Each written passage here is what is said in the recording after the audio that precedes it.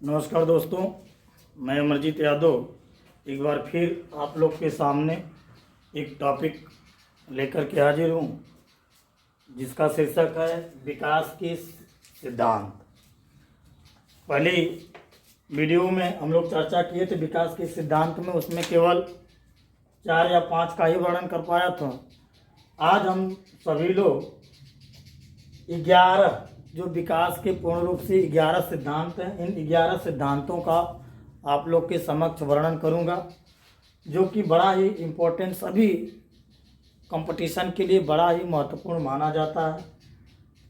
आगे हम चलते हैं। विकास का जो पहला सिद्धांत है निरंतरता का सिद्धांत, जिसे मुख्य रूप से प्रिंसिपल्स ऑफ कंटिन्यूटी के नाम से भी इसे जाना जाता है।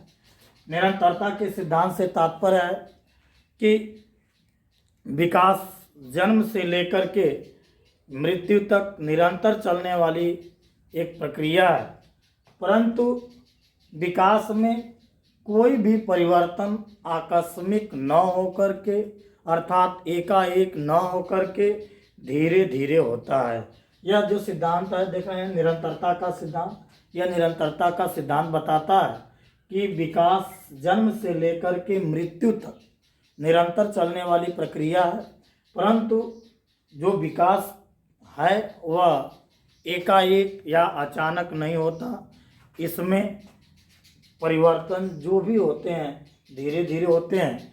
इसी संदर्भ में स्किनर का एक कथन है, जो मुख्य रूप से यह बताते हैं कि व्यक्ति में कोई भी परिवर्तन आकस्मिक नहीं होता। यह जो एक कथन है कि विकास में कोई भी परिवर्तन आकस्मिक नहीं होता, एक इसका कथन है, तब आप सीधे बता सकते हैं कि यह स्किनर का कथन है कि विकास में कोई भी परिवर्तन आकस्मिक नहीं होता। एक दूसरे रूप में भी इसको पूछा जा सकता है कि विकास में किस सिद्धांत के अनुसार विकास में कोई भी परिवर्तन आकस्मिक नहीं होता, तो आप सीधे बता सकते हैं निरंतरता का सिद्धांत में विकास में कोई भी परिवर्तन आकस्मिक नहीं होता। दूसरे सिद्धांत की तरफ चलते हैं, व्यक्तिगतता का सिद्धांत। एक सीधे व्यक्तिगतता के सिद्धांत को हम ध्यान रखिएगा, व्यक्तिगतता के सिद्धांत को विभिन्नता का सिद्धांत भी कहते हैं। व्यक्तिगतता के एक बार पूछा हुआ प्रश्न है, व्यक्तिगतता न दे करके विभिन्नता दिया था। व्यक्तिगतता के सिद्धांत को हम विभिन्नता का सिद्धांत भी कह सकते हैं। इस सिद्धांत से तात्पर्य क्या है? व्यक्तिगतता के सिद्धांत से तात्पर्य है कि मानव का जो विकास है एक समान प्रतिमान का पालन करता है। यह सिद्धांत ध्यान देंगे थोड़ा कि व्यक्तिगतता के सिद्धांत से क्या तात्पर्य, तो मानव का जो विकास है एक समान प्रतिमान का पालन करता है, परंतु सभी लोगों के जो विकास की गति है एक समान न होकर के एक दूसरे से सदैव भिन्न होती। यही मुख्य रूप से व्यक्तिगतता का सिद्धांत बताता है कि जो विकास की गति है एक समान प्रतिमान तो सभी का है। मानव को जन्म देगा, परंतु जन्म तो देगा, लेकिन जो विकास की गति है एक दूसरे से सदैव भिन्न होती है। उदाहरण के फलस्वरूप अगर देखा जाए तो प्रारंभिक अवस्था में बालिकाओं का विकास बालकों के विकास से भिन्न होता है। यह कौन सा सिद्धांत बताता है? तो व्यक्तिगतता का सिद्धांत यह बताता कि प्रारंभिक अवस्था जो है अभी स्टार्टिंग की अवस्थाएं हैं, उसमें बालिकाओं का जो विकास है बालकों के विकास से सदैव भिन्न होता। अगले सिद्धांत की तरफ हम चलते हैं, परिमार्जिता का सिद्धांत। परिमार्जिता यहाँ शब्द से ही स्पष्ट हो जाता। परिमार्जन से क्या तात्पर्य? तो परिमार्जन से तात्पर्य सुधार करने से है। परिमार्जन से तात्पर्य सुधार से है। यह सिद्धांत बताता है कि जो विकास की जो भी दिशा और गति है, ध्यान देंगे इस पर, परिमार्जिता के सिद्धांत से क्या तात्पर्य? तो परिमार्जिता का सिद्धांत बताता है कि विकास की जो भी दिशा और गति है इस दिशा और गति में सुधार किया जा सकता है।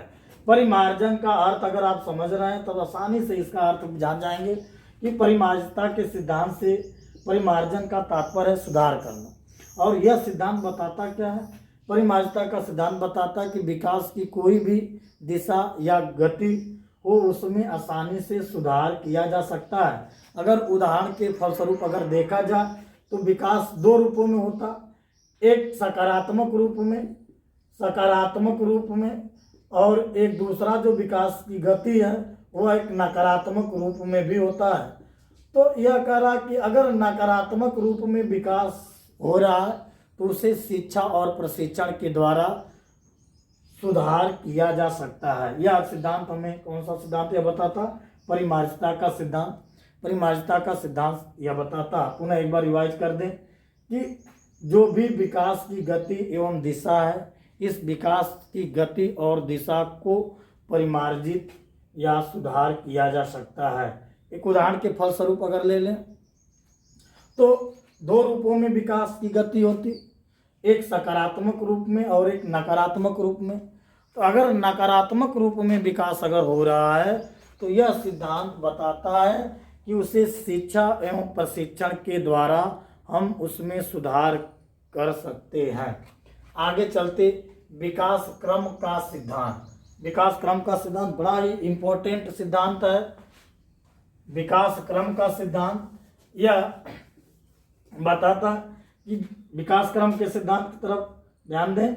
विकास क्रम का सिद्धांत, यह सिद्धांत हमें बताता है कि मुख्य रूप से विकास जन्म से लेकर के मृत्यु तक निरंतर चलने वाली प्रक्रिया है, परंतु कोई भी विकास एक निश्चित क्रम का पालन करते हुए आगे बढ़ता है। यह सिद्धांत हमें विकास क्रम का सिद्धांत क्या बताता कि जो भी विकास है एक निश्चित क्रम का पालन करते हुए आगे बढ़ता है।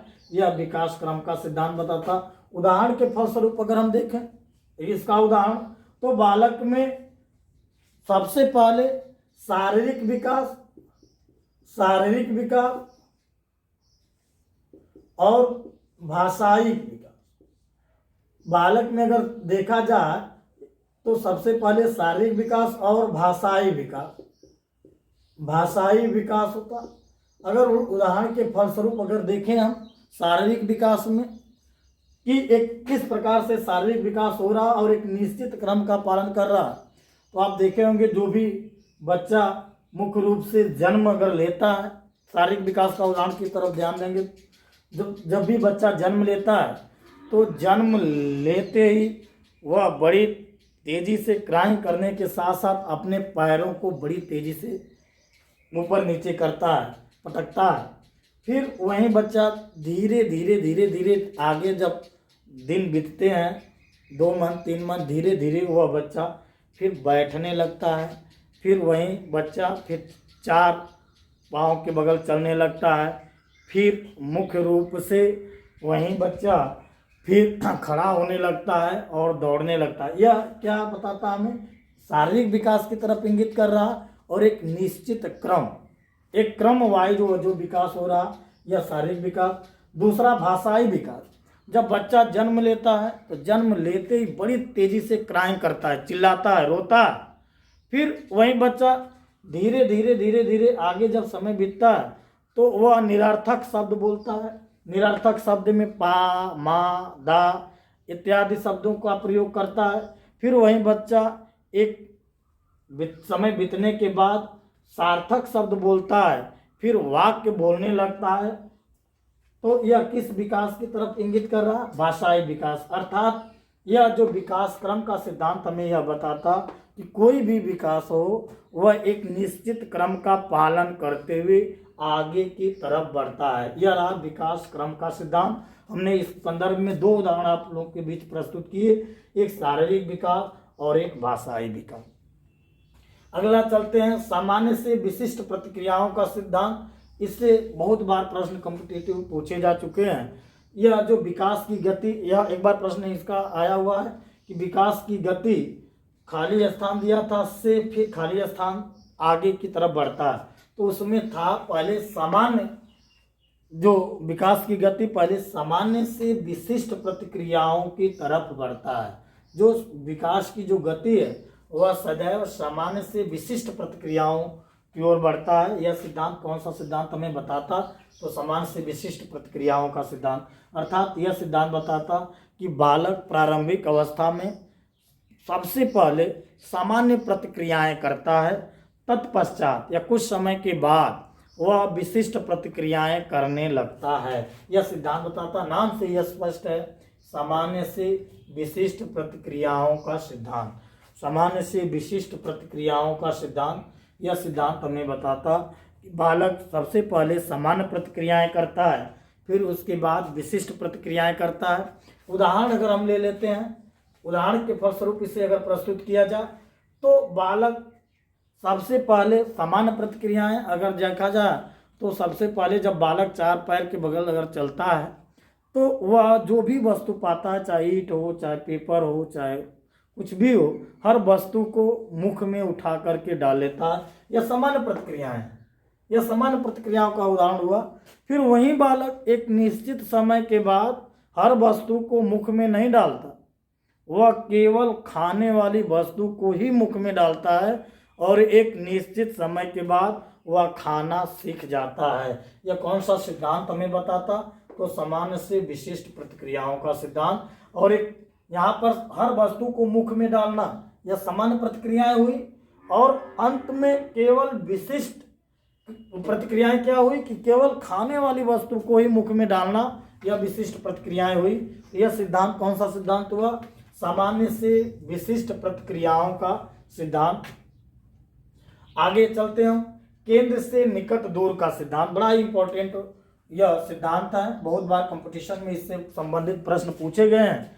केंद्र से निकट दूर का सिद्धांत क्या बताता कि केंद्र से निकट दूर, सबसे पहले जो विकास है गर्भ में, यह विकास, एक बार प्रश्न पूछा कि विकास की गति कैसी है गर्भ में, तो वर्तुलाकार, ध्यान देंगे, वर्तुलाकार विकास की जो गति वर्तुलाकार है मुख्य रूप से, यह विकास ऐसे मुख्य रूप से बच्चा ऐसे वर्तुलाकार विकास की गति होती है गर्भ में। और मुख्य रूप से अगर गर्भ में विकसित कहा जाए कौन सा अंग सबसे पहले या कौन सा तंत्र सबसे पहले विकसित होता है, तो याद रखिएगा स्नायु मंडल। सबसे पहले जो गर्भ में मुख्य रूप से स्नायु मंडल विकसित होता, नर्वस सिस्टम जिसे कहते हैं, और नर्वस सिस्टम, स्नायु मंडल, फिर उसके बाद उसके निकटवर्तीय भाग अगर कहें तो जैसे हृदय हुआ, फेफड़ा हुआ, फिर अंत में दूरवर्तीय भाग जैसे उंगलियां, हाथ की उंगलियां, पैर की उंगलियां। यह हमें बताता है केंद्र से निकट दूर का सिद्धांत। एक बार पुनर्रिवाइज कर दें, केंद्र से निकट दूर का, शरीर का अगर केंद्र अगर किसी को माना गया है तो स्नायु मंडल अर्थात नर्वस सिस्टम को शरीर का केंद्र बिंदु इसे माना गया, स्नायु तंत्र या नर्वस सिस्टम। यह सिद्धांत बताता है कि सबसे पहले गर्भावस्था में बालक में स्नायु मंडल विकसित होता है या विकास होता है, फिर उसके बाद उसके निकटवर्तीय भाग जैसे हृदय, फेफड़ा, फिर अंत में दूरवर्तीय भाग जैसे उंगलियां आदि का विकास होता है। यह बताता हमें सिद्धांत केंद्र से निकट दूर का सिद्धांत। आगे पहुंचते हैं, अगला जो 7वें नंबर पर आप देख रहे हैं, मस्तकाधोमुखी सिद्धांत। यहाँ से बड़े इंपॉर्टेंट कई बार प्रश्न बने कि मस्तकाधोमुखी सिद्धांत क्या बताता है, या एक बार सीधा एक प्रश्न सीटेट में भी बना था, यूपी टेट में, मेंस में भी आ चुके हैं कि मस्तकाधोमुखी सिद्धांत से क्या तात्पर्य है या विकास होता है। इसको दो रूपों में कर सकते हैं, विकास होता है। सबसे पहले किसका विकास होता है, तो सिर का सबसे पहले विकास होता है, अर्थात कहें तो विकास सिर से पैर की तरफ चलता है, अर्थात ऊपर से नीचे। विकास की जो गति होती है वह सदैव ऊपर से नीचे की तरफ होती। यह कौन सा सिद्धांत बताता, तो मस्तकाधोमुखी का सिद्धांत। यह मस्तकाधोमुखी का सिद्धांत दो रूपों में याद रखिएगा। मस्तकाधोमुखी सिद्धांत बताता कि मुख्य रूप से विकास की गति ऊपर से नीचे की तरफ चलती है, यह सिद्धांत बताता। दूसरा इसमें प्रश्न इंपॉर्टेंट है आपके लिए कि विकास होता है तो सीधा सिर से पैर की तरफ। गर्भ में सबसे पहले अगर देखा जाए किसका विकास होता तो आप बताएंगे सिर का, फिर अंत में पैर का। यह मस्तकाधोमुखी का सिद्धांत बताता। आगे की तरफ चलते हैं, एकीकरण का सिद्धांत। एकीकरण का सिद्धांत। एकीकरण का सिद्धांत से क्या तात्पर्य है? एकीकरण का सिद्धांत से तात्पर्य मुख्य रूप से है कि बालक सबसे पहले संपूर्ण अंगों पर नियंत्रण करना सीखता है। एकीकरण में यह सिद्धांत में बताया गया कि बालक जो है सबसे पहले अपने संपूर्ण अंगों पर नियंत्रण करना सीखता है, अंत में अंग के भागों पर नियंत्रण करता है। यह इसके बारे में सबसे पहले समझ लें कि क्या सिद्धांत यह बताता। एकीकरण का सिद्धांत हमें बताता है कि बालक सबसे पहले अपने संपूर्ण अंग पर नियंत्रण करता है और उसके बाद मुख्य रूप से वो अंग के भाग पर नियंत्रण करना सीख जाता है। जैसे अगर इसमें एक अच्छा सा उदाहरण लें तो एक उदाहरण होगा कि जैसे एक हाथ है, एक शरीर का एक अंग है, तो सबसे पहले बच्चा अपने हाथ पर नियंत्रण करना सीखता है। यह एकीकरण का सिद्धांत बताता कि सबसे पहले बच्चा जो हाथ पर नियंत्रण करना सीखता है, फिर हाथ के भाग, और हाथ के भाग अगर देखा जाए तो क्या है, उंगलियों, फिर अंतिम में उंगलियों पर नियंत्रण करना सीख जाता है। यह बताता एकीकरण का सिद्धांत। एकीकरण का सिद्धांत से तात्पर्य है, एक बार पुनर्रिवाइज कर दें। एकीकरण सिद्धांत से तात्पर्य है कि सबसे पहले बालक अपने संपूर्ण अंगों पर नियंत्रण करना सीखता है, तत्पश्चात अंग के भागों पर। अगर उदाहरण लें तो सबसे पहले बालक अपने हाथ, अगर एक शरीर का अंग लें हाथ, तो सबसे पहले अपने हाथ पर नियंत्रण करता है, फिर उसके बाद अपने हाथ के भाग जैसे उंगलियों पर अंतिम में नियंत्रण करना सीख जाता है।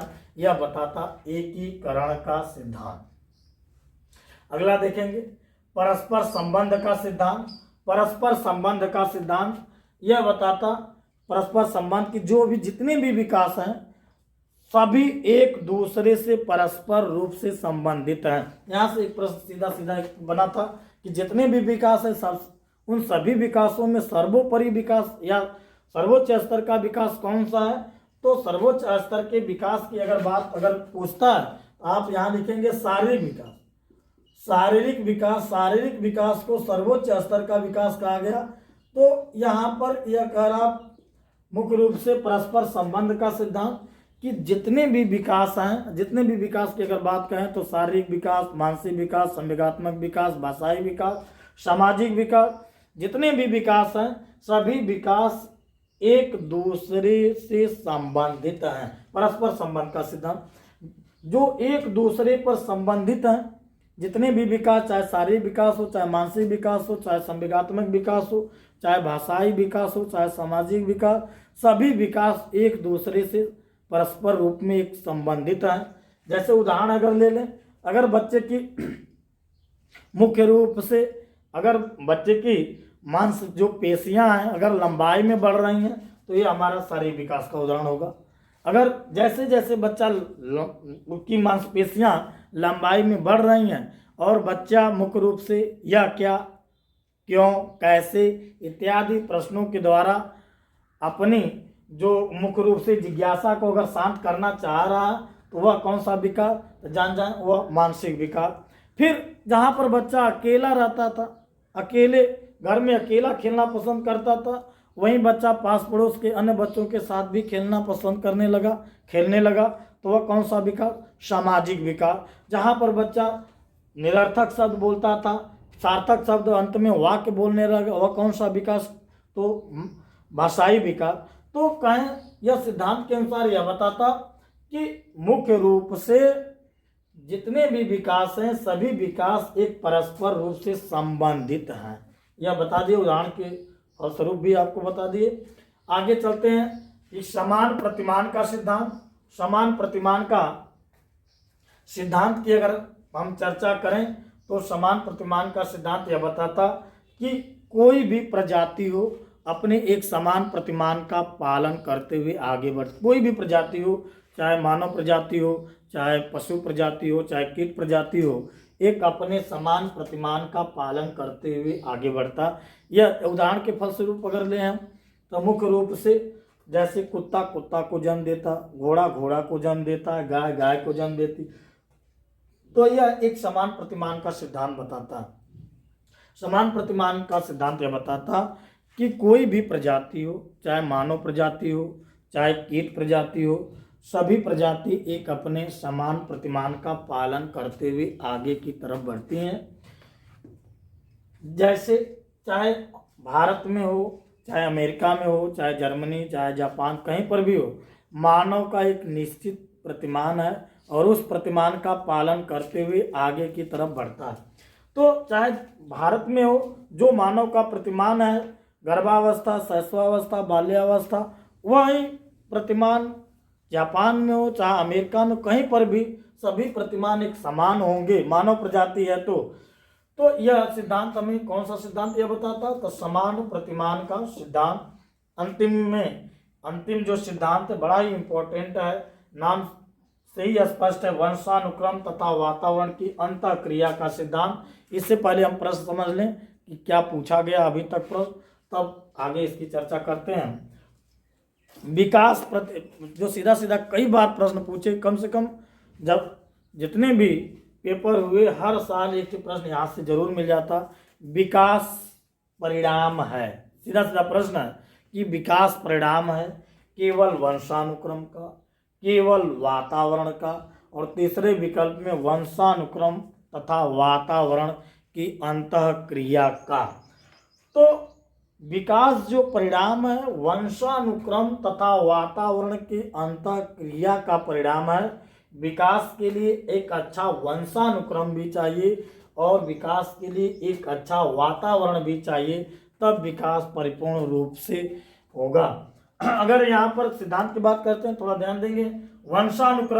वंशानुक्रम से क्या तात्पर्य है? वंशानुक्रम विकास से तात्पर्य माता पिता से संबंधित विकास। वंशानुक्रमीय विकास से तात्पर्य इसको अनुवांशिक, वंशानुक्रम, प्राकृतिक, कई नामों से हम जान सकते हैं। वंशानुक्रम विकास से तात्पर्य माता पिता के द्वारा प्राप्त विकास, और वातावरण से तात्पर्य समाज के द्वारा प्राप्त विकास। तो यह बताता है यह सिद्धांत कि वंशानुक्रम जो या विकास है जो वह वंशानुक्रम और वातावरण की अंतःक्रिया का प्रतिफल है। वंशानुक्रम और वातावरण की अंतःक्रिया का प्रतिफल है। तो यहाँ से कई बार एक प्रश्न और बना है मुख्य रूप से विकास को प्रभावित करने वाला कारक, तो आप समझ गए होंगे वंशानुक्रम और वातावरण दोनों। एक उदाहरण के फलस्वरूप अगर हम देखें तो वंशानुक्रम एक जैसे एक बीज है, चाहे किसी फसल की बीज हो, मुख्य रूप से चाहे धान हो, चाहे गेहूं हो, चाहे बाजरा हो, वह अगर एक बीज है तो यह वंशानुक्रम की देन है। फिर अगर एक बीज को अगर मिट्टी में हम डाल दें और ऐसी मिट्टी जिसमें पानी की कमी हो और उस बीज को हम उस मिट्टी में अगर डालते हो तो आप देखेंगे उसमें मुख्य रूप से उससे अंकुरित पौधा नहीं होगा। और एक बीज हो और उस बीज को हम एक ऐसे मिट्टी में डालें जहाँ पर पोषक तत्व जल की प्रचुर मात्रा हो, तो आप देखेंगे कि वह बीज अंकुरित होकर के एक नए पौधे का रूप धारण करेगी।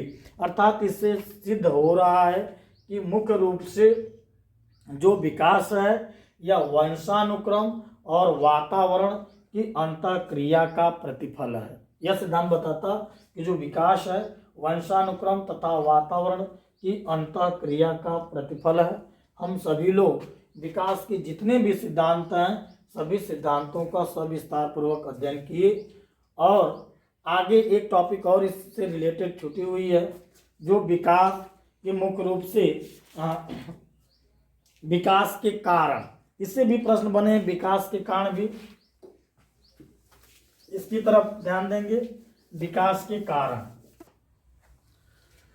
अगले टॉपिक विकास से ही संबंधित विकास के कारण। यहाँ से भी एक प्रश्न सीधा सीधा आया था, पहले प्रश्न को ही समझ लेते हैं तब टॉपिक का स्पष्टीकरण करते। प्रश्न आया था कि अगर एक बच्चा पहले चार पैरों से चलता है, फिर खड़ा होता है, फिर दौड़ने लगता है, यह किसके कारण है, किसका परिणाम है? तो विकल्प भी 4 विकल्प दिए थे। अधिगम का परिणाम है, अनुकरण का परिणाम है, परिपक्वता का परिणाम है, वातावरण का परिणाम है। तो सीधा सीधा इसका उत्तर था परिपक्वता का कारण है। एक विकास के कारण की अगर बात किया जाए तो विकास के कारण मुख्य रूप से दो कारण हैं। एक है परिपक्वता। एक विकास के कारण की अगर हम चर्चा करें तो विकास के कारण में मुख्य रूप से दो कारण हैं। एक परिपक्वता, जिसे मैच्यूरेशन कहेंगे, मैच्यूरेशन, और जो दूसरा है कारण वह है अधिगम। दूसरा विकास के कारण में अधिगम जिसे इंग्लिश में लर्निंग कहेंगे, लर्निंग। तो विकास के कारण दो हुए, एक मैच्यूरेशन और एक लर्निंग। तो विकास, परिपक्वता से क्या तात्पर्य है, परिपक्वता किसे कहेंगे, ध्यान देंगे थोड़ा सा। परिपक्वता से तात्पर्य, एक परिभाषा थी परिपक्वता के ही संदर्भ में हरलाक ने एक परिभाषा दिया था परिपक्वता का, कि मुख्य रूप से परिपक्वता से तात्पर्य व्यक्ति में मौजूद आंतरिक योग्यताओं का विकास या उनका अनावरण है। हरलाक की परिभाषा है कि परिपक्वता से तात्पर्य व्यक्ति में मुख्य रूप से आंतरिक योग्यताओं का विकास या उनका अनावरण है। जो आंतरिक योग्यताएं हैं या आंतरिक अंग हैं वह पूर्ण रूप से उनका विकास होना ही एक परिपक्वता है। मुख्य रूप से सबसे अच्छा जो प्रश्न है, यह परिपक्वता की जो प्रक्रिया तब तक चलती है जब तक कि बालक में स्नायु मंडल पूर्ण रूप से विकसित न हो जाए। यह परिपक्वता, जब जितना जो भी बालक का विकास होना है वह विकास पूर्ण रूप से, अर्थात कहें कि यहाँ स्नायु मंडल से तात्पर्य है कि स्नायु मंडल का पूर्ण रूप से विकास न हो जाए तब तक परिपक्वता की प्रक्रिया चलती रहती है। अब परिपक्वता और अधिगम में थोड़ा सा डिफरेंस है कि परिपक्वता जो है मुख्य रूप से अनुवांशिक है, परिपक्वता जो है अनुवांशिक है और अधिगम जो है अर्जित है। तो परिपक्वता एक अनुवांशिक प्रक्रिया है, अर्थात कहें तो माता पिता के द्वारा प्राप्त होने वाली प्रक्रिया है, और अधिगम जो एक अर्जित प्रक्रिया है, अर्थात कहें तो समाज में घटित होने वाली प्रक्रिया है। यह जन्मजात है। परिपक्वता की प्रक्रिया जन्म से ही प्राप्त होती है। जैसे बच्चा जन्म लेगा तो उसका स्नायु मंडल विकसित होगा, अन्य विकास होंगे। तो मुख्य रूप से परिपक्वता एक अनुवांशिक है और अधिगम एक अर्जित है। परिपक्वता से तात्पर्य आपको बता दिए कि मुख्य रूप से जो भी बालक के आंतरिक अंग हैं उनमें मुख्य रूप से उनका विकास हो जाने की प्रक्रिया को ही परिपक्वता कहा गया। अधिगम, अगर अधिगम कहें, यह भी एक सबसे अच्छा विकास के कारण में मुख्य रूप से अधिगम मुख्य रूप अर्जित है। बालक जैसे ही समाज में आता है, अधिगम के संदर्भ में कई परिभाषाएं हैं। व्यक्ति के व्यवहार में उत्तरोत्तर सामंजस्य की प्रक्रिया ही अधिगम है। और जैसे ही बालक समाज में आता है, जब नई चीज़ें देखता है तो देखते ही उसकी जिज्ञासाएं होती हैं और जिज्ञासाओं को शांत करना चाहता है। तो यह जैसे अगर कोई व्यक्ति उसको उस संदर्भ में बताता, वह तुरंत उसका अधिगम कर लेता। तो यह अधिगम मुख्य रूप से अर्जित है, समाज के द्वारा। अधिगम की प्रक्रिया समाज में के द्वारा घटित, अर्थात यह कह सकते हैं कि यह अर्जित है। औपचारिक रूप में, अनौपचारिक रूप में यह सदैव प्राप्त होती रहती है।